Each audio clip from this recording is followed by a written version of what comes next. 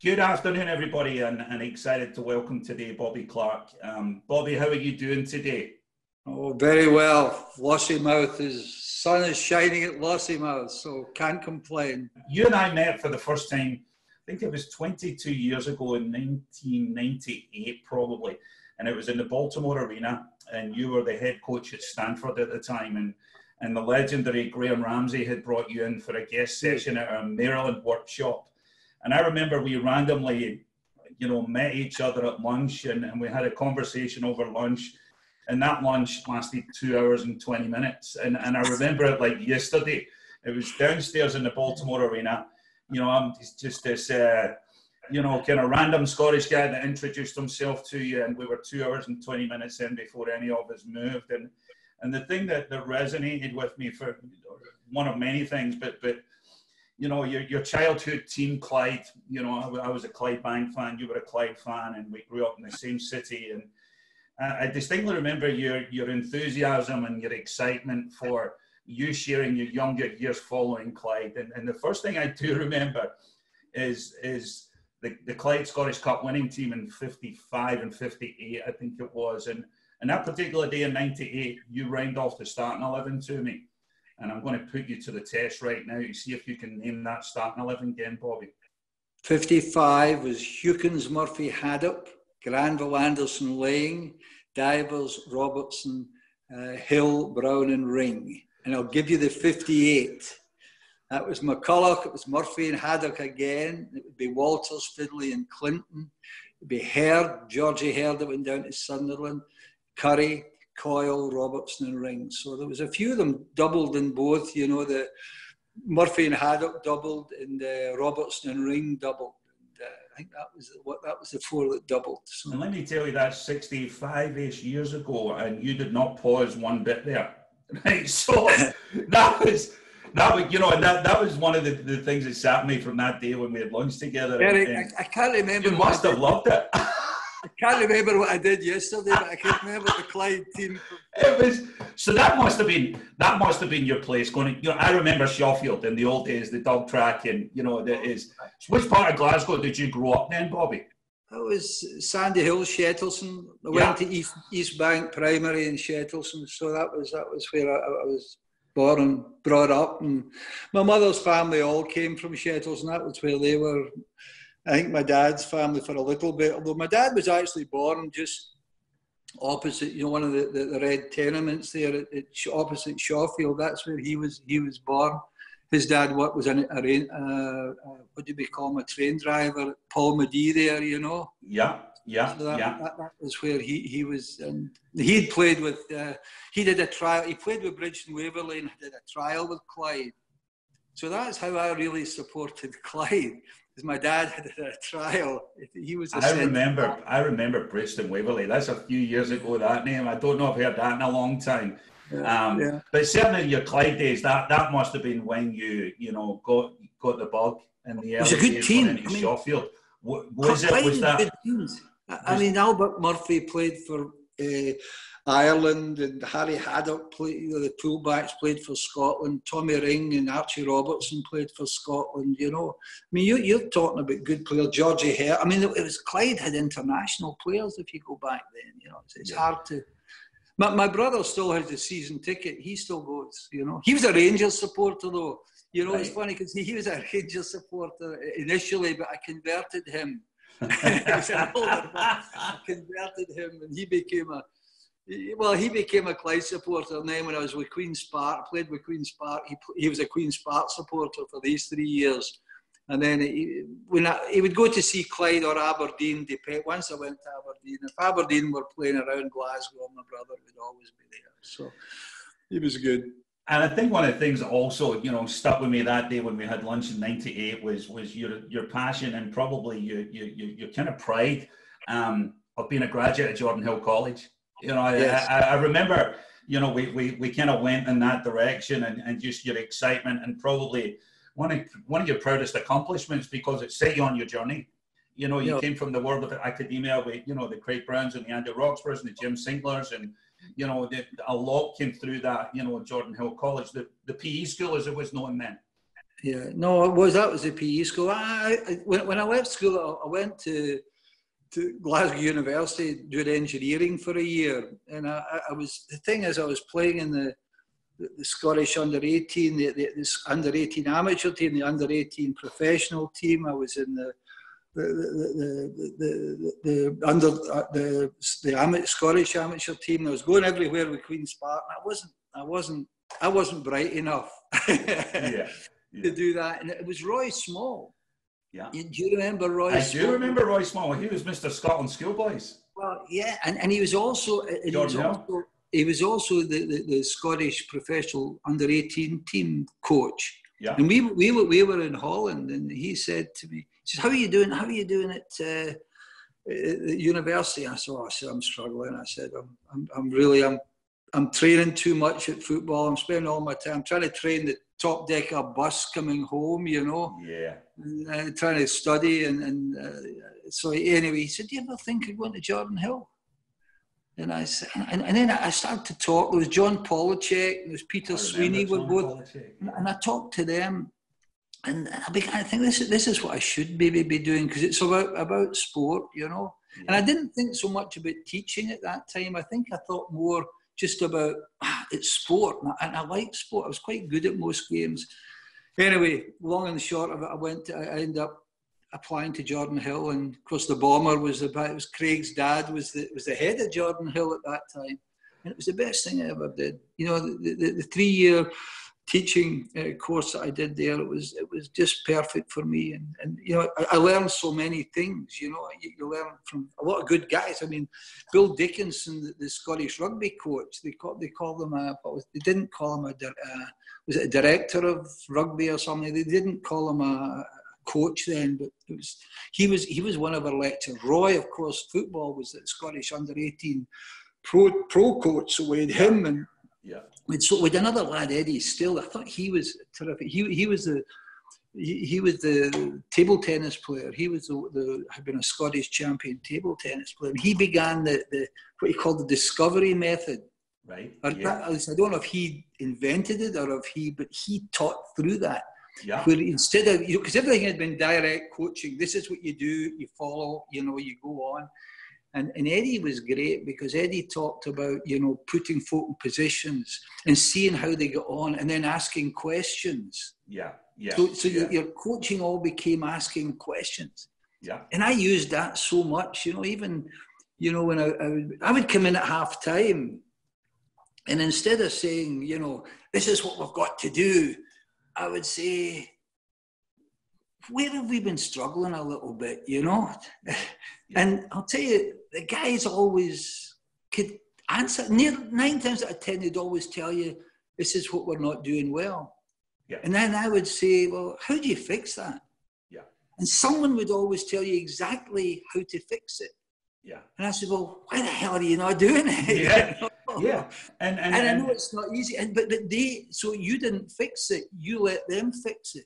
Yeah. And then I said, well, what are we doing well? And then they would tell you again. It's, well, come on, let's keep doing that. So we fixed it, and then we saw what we're doing. And that was Eddie Still. Eddie Still was very good. So I was very lucky. You came under a lot of really, really good people there. And then when I was combining that with having Eddie Turnbull at Queen's Park, you know. Yeah, yeah. And that kind of leads me to the next question. Obviously, you know, your early days, your formative years were at the legendary club, Queen's Park, you know, based at the National Stadium. You know, and I've got many, many friends that, you know, I played for Drumchapel Amateurs and some great battles with Queen's Park through the years. And you know, I've got many, many friends that played for Queen's Park. And even to this day, they're all super proud of being Queen's Park alumni. You know, there's just something special about the club. It kind of sits with you for the rest of your life. And it seems to give you, you know, a great foundation, a great base to just go on in life. And you look at the people that have come out of Queen's Park, they just always get that same aura about them. There's just a Queen's Park aura. And I'm sure you found that spending your, you know, formative years at Queen's Park. They were some great people there, you know, Junior Romans, you know, Willie Neal. They were Bert Cromer, you know. I think I put Bert Cromer out the game when he was shielding the ball. We're playing Hamilton Accies, and I came out for the ball, and I was like, I got it up, went into and broke his ankle, and I think Bert decided that was enough, you know. But these were great guys. I mean, fantastic people there. But I remember, because I played in the Victoria 11 as well, and I played in the same league as Drumchapel Amateurs, and these were great battles, because the Drum were a tremendous team of that era, and that's where Alec Willoughby, Jim Forrest came out of. So and I knew them. Alec and I played together for the Glasgow East primary schools under 12. So that goes back. I was the same with the Drum, Bobby. I was the same with the Drum. You know, similar to Queen's Park is the old Dundalk Hibs Stadium and the Drumchapel Amateur Stadium is still there. And I used to love going into the clubhouse as a 12, 13, 14-year-old kid. And there's a couple of things that still sit with me about playing for the Drum. Number one, you used to go into the locker room, the changing room, and you'd go to hang your clothes up on the peg. And one of the things that they had in the Drum back then is they had these little nameplates of all the people that went on to play for Scotland or at the professional level next to your peg. So I was number 5, and up there was, David Moyes' nameplate was there under your peg. So every time you went to get changed, and 2 along from me was Tommy Craig and John Robertson and Asa Hartford and Sir Alex Fair, and all these little nameplates were underneath your peg as you were getting changed. So you had this immediate buzz, and you would go upstairs, and all the, the previous players, the pictures were going up the stairs as you walked in, and that was just in the fabric of the club, and I had immense pride of playing for them. And certainly, I look back, and the locker room was such a great place back then, and I always say that was the university of life, the locker room experience back then, and you took so much from it. But I think back to your point there as well, Bobby, is you always said that you viewed, what you did so well for so many years as teaching and not coaching. Why do you think that is? Well, I think it's what it really stems from, from Jordan Hill, because you were a teacher, and basically, because I never thought really about being a teacher, and then I think you combine that with coming under somebody like Eddie Turnbull, very early. I mean, I think how lucky I had Eddie Turnbull to start me off really, and I had Sir Alex to finish me off. And then I had Jimmy Bonton, Ali McLeod, Billy McNeil. And I think the folk I was so lucky to come under. But I think Eddie was, because my first year in Queen's Park, it was very old fashioned. You came in and you went out onto the track. That was where you went out onto the track, and it was 4 laps. You did a lap, and then you did a walked a half lap, did another lap. So you did 4 of them, and then you did 8 200s. So you went and you walked a 200, you sprinted a 200, then you did 12 50s, and then you just went out. You went out and got a ball. Maybe there's 3 balls, and you went out, and some of the older players organised the teams, and you played a game. Yeah. And that was it. And it was okay, I used to go over Davy Miller, Alec Ingram. You remember Alec? Yes, Ingram? Yes. We were all the same age group. We would all go out early, so we would get some crosses, and we'd do shooting and crossing, and I think that's how Alec was so good in the air, Yeah. Because Davy could cross a good ball, Davy Miller, and I was obviously in goals. But when Eddie came, I remember the first day, I started to go out the door to the track, and he says, "No, over to Lesser Hampden." And I said, "Over to Lesser Hampden right away," Yeah. So I go over to Lesser Hampden, and everybody's got a ball. There's a ball for everybody, Yeah. And suddenly everything's with a ball. And it was, and then he's talking to me about, I know this seems, silly now, but he says, you get the ball and you have to throw it out, So at that time, the goalie just kicked it up the field. Yeah. Suddenly you're throwing it, and suddenly instead of playing the old WM, which we played before, we're playing a 4-2-4. And he was talking about the fullbacks, setting up things for the fullbacks to overlap. And this is in '63. And wow. It was so different, and it just sort of blew my mind. And so it was, you know. And he must have had such a big impact on you, Bobby. I was telling you before, you know, before we get started here, about a year ago, I was down in Charlottesville, Virginia, and we had some soccer friends and clients. We were doing a little visit into University of Virginia and doing a guided tour of the beautiful campus, and none other than the wonderful Steve Swanson was doing a presentation for us. And it was a fantastic presentation. What a great journey, what a great person.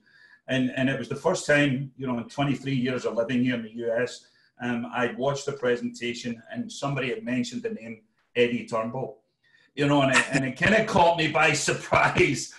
It caught me by surprise that Eddie Turnbull had been mentioned in a presentation at the University of Virginia. And, you know, I had a conversation with him afterwards. And I think it's probably all these cups of tea that he had with you, you know, over all those years, just dissecting, you know, the mentors and the role models and the journey. And he was actually super passionate when he was talking about Eddie Turnbull. Yeah, no, well, Steve, I suppose we used to either, when we both coached at first of all at Dartmouth together, and when I went to Stanford, I was actually the director of soccer at Stanford, so I had to hire a women's coach. Yeah. And there was no one better than Steve Swan. Steve's a great coach. Yeah. So I talked Steve into coming to Stanford. The two of us had a great time. We used to, every morning, it would be about 6:15, we both stayed in these apartments that were college apartments, and we'd come out every morning, honestly, 6 feet, and we'd run up, they called it the dish, and we'd do this run every morning. Then we'd cycle in. It was only about a mile to cycle to our office. So we were very close, and all we did was, obviously, when we're in these runs, all you did was talk soccer.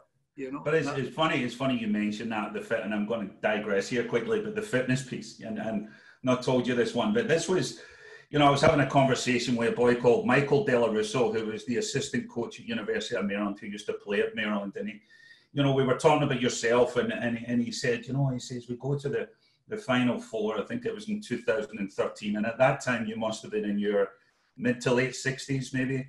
And you know, just hearing your appetite for fitness throughout your whole life. And Michael was a fitness freak, assistant at Maryland. And he said, you know, we're at the Final Four. We're all staying in the same hotel, and I got up at 5:30 in the morning, 5:45 nearly every morning, go on a treadmill and you know, stay fit and stay on top of my, you know, my fitness levels. And he said, I go to the hotel gym every morning, and there was only one guy in front of me who was on a treadmill before me. And he said, I was down there at 5:30, 5:45, a busy schedule, NCAA Final Four, and it was Bobby Clark. And he said it was just... And that was just a passing comment when him and I were having a conversation about you. And he said, every morning I go, and who's there in front of me but Bobby Clark? That's why I couldn't sleep. I was so worried about playing the Maryland. No, I always, even just now, I still go up, I do a circuit, and I walk. I can't run anymore. If I'm not golfing now, I'll walk. What I often do, I walk the holes. I do one. There's two courses, the old and the new. So one day I'll walk the new course. I walk it from from the tee to the green. You know, and I play visual golf. You know, I play where I should be hitting them, and it's magic because I never lose any balls. Of course you don't. And I hit par all the way around just now. Of course you don't. Yeah. But that was a Michael Della Russo comment, and it was certainly an interesting conversation, and it told me a lot. I think you've held fitness, you know, at the forefront of your life throughout your journey, maybe since your Jordan Hill days. But it was a funny comment. And he said, you know, one morning I was trying to get in there at 5:20, and there he was again. You know, he was in front of me, and he said, I think all the assistants. I usually always took the young assistant with me as my roommate because the older assistant didn't want to have to get up at 5:30. I would always get them to come with me. So I think the Final Four. I don't think I had a roommate. I think I had a room to myself. I think they made sure that the other assistants made sure I was in my own. I distinctly remember that Final Four, Bobby, and I remember the championship game, and you know, again, just doing my research here, and my favourite player I still love this player to this day. And my favourite player on your team at that time was Harry Shipp. I thought he was a phenomenal player, Bobby. And I remember that night I sat with David Evans, from the head coach at the Marathon. We sat 2 rows behind your bench, and it was a fantastic game. It finished 2-1. But I'm sure that, you know, and one thing that sticks out with me is again, that's probably to your personality and your leadership style, is you basically sat on the back of the team bench with your arms folded for the whole game, as if you were having an amazing day at the beach. You know, it was the national championship final. You just looked very relaxed, very chilled. It was a great game. It was a great crowd in the Philadelphia Union Stadium. It was a very cold night, I remember. And you just looked as if you were enjoying yourself. Well, you've got to enjoy yourself when you get to NCAA final. I enjoyed being there, and I said that to the boys, and it was great. The morning of that game, and we're having breakfast, and you know, that's when I got a text, you know, and I looked at the text and I said, okay, and it was from Sir Alex. And so I told the boys later on that morning, we met with the boys, and I said, I got a text from this old coach of mine, I said, who's won a few games, you know. I didn't say who it was. I said, and he says, play the game and not the occasion, you know. And it was great. And then he said, remember the 3 C's. And I think it was consistency. So do what you normally do, you know. And he says, concentration, you've got to concentrate, and confidence. You know, that was the 3. And I never said who it was from. I told them later on. Some of them were guessing. He says, who is it? Who's your old coach? And they all knew, obviously, I played for Sir Alex. And I said, nah, I says, just think of what he said anyway. He said, I says, you play the game and not the occasion. So you've got to play you play the game. Don't get carried away. And it was your consistency. Do what you don't try and be special in the big game. Do what you can do. Play your role. And then he said, you know, concentration. Because if you're concentrating the game, you're not concentrating in anything else. And then, of course, you've got to have confidence in the big game. So we thumped these in. But it was great. It was great getting it. But that's, again, I've been lucky. As I say, Sir Alex, these things, somehow he got to know that my team was in a final. Yeah. And he remembered, and he sent you a text. Because Alex he's a great texter, you know. Yeah, yeah. If you ever want to get a hold of him, you've got to text. I don't even know. I don't know if he's got an email. He's certainly not shared it with me, but he does text you from that now and again. But was that typically your style, Bobby? I think that was one of my lasting impressions is you were very relaxed. You took in the whole occasion. You certainly didn't kick every ball. You know, you just looked as if you were taking it all in, and you were really enjoying. And I think that set the tone for everybody else. And again, that kind of left a lasting impression with me. I sat 2 rows behind your bench, and it left a fantastic impression with me. That was how you led. That was the influence you want to have on your staff and or your players. And I think it was such a great message. I think as I got older, Eric, I think I get much better. When you're younger, you want to win. You get so caught up with it. As I get older, I think you've got to have done your work through the week. Yeah. And, you know, on game day, you've got to keep them nice and calm, and you've got to just remind them of what you've done through the week. And I think if you do that, then it all fits into place. You know, and I think that's one of the nice things that. But you can't. Well, but everybody's got their own style, and everybody's got their own personality. And I'm not saying what I do would be good for some. You don't copy somebody. I think but you take. I think if I look at all the managers, I mean, I took a lot from Eddie. You know, I took actually Jimmy Bonthron, who was in it. Jimmy was a great guy, but he was the best person for Eddie Turnbull. Yeah, because they were a team, and Eddie was very harsh and brazen. He was very boom. You know, he could split a word with a swear, split a swear with he could. Eddie was. I don't think Eddie ever told me well done in all the times I played for him. But I knew when he was happy with me, and I knew when he wasn't. Yeah. But that wasn't Eddie. Now, Jimmy was a much nicer man. Yeah. And he was a great foil for Eddie. And I thought the biggest mistake they ever made was when they split, you know. Eddie still did quite well with Hibs.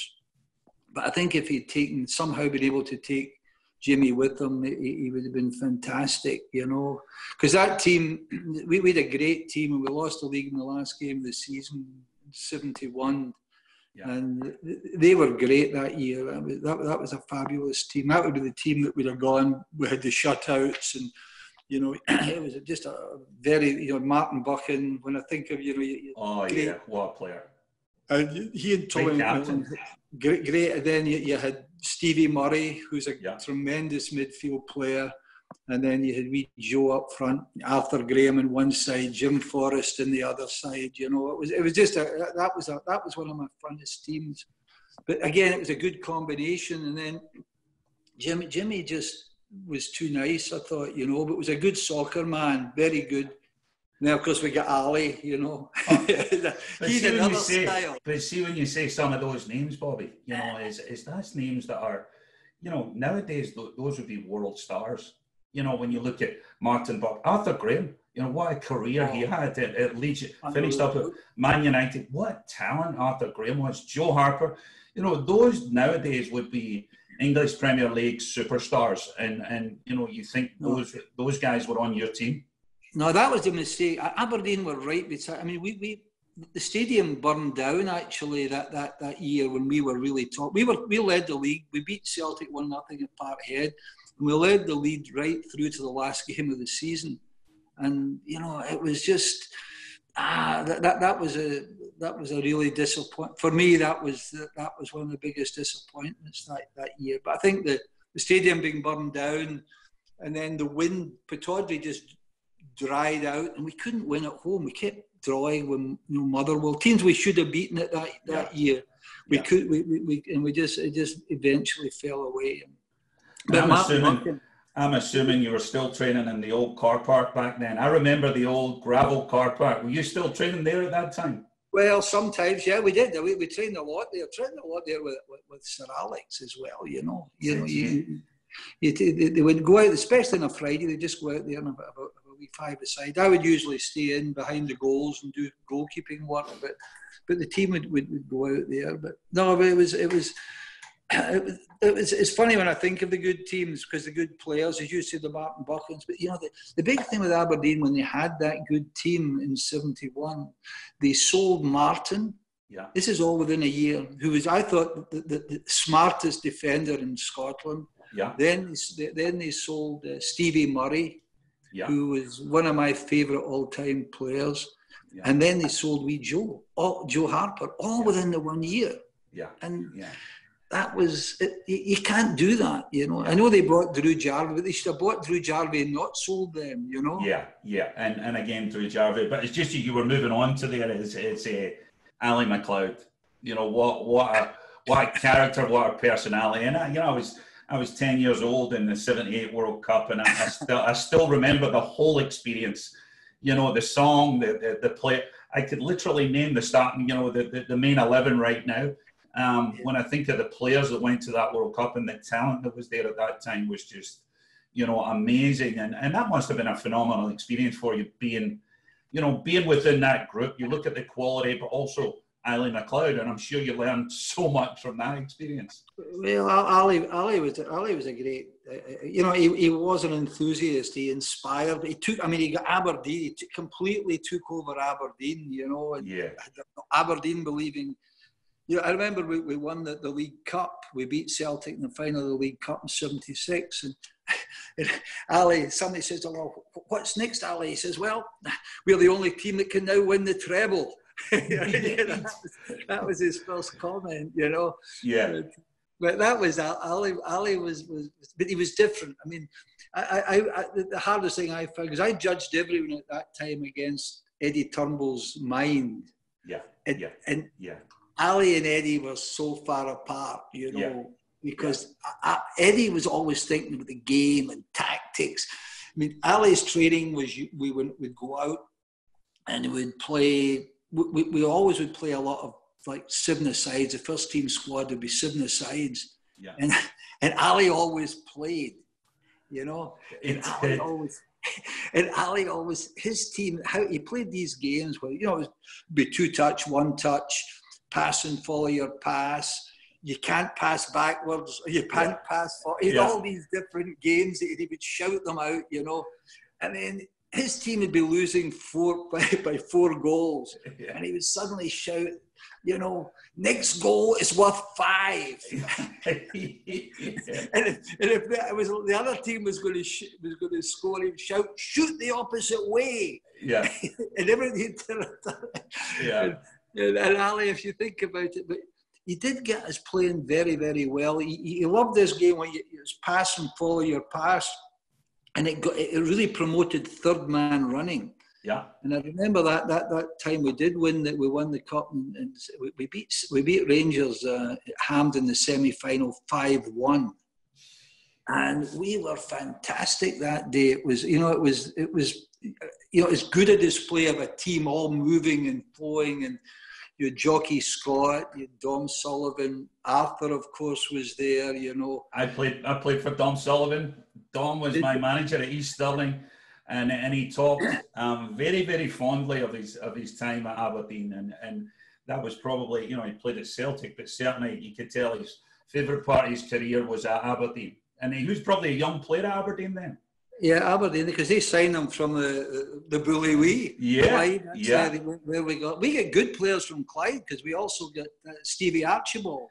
Oh, what a player. Yeah. So Stevie came, and then, because we had Billy McNeil then, you see. So, and Billy we lost the league in the last game of the season with Billy McNeil as well, you know. But Billy was he was only there for a year, but he and John Clark did a very good job also. So that's what I say, I've been lucky. And then I get Sir Alex, and I don't think we could. And it was great for me with Sir Alex, because running, you know, the schoolboy coaching, as I was doing at that time with Lenny Taylor, it was you got to talk to Alec a lot, because you'd always be Alec would, on a Thursday night we'd always play the under-15s. We'd invite a local under-16 team down to play in the car park.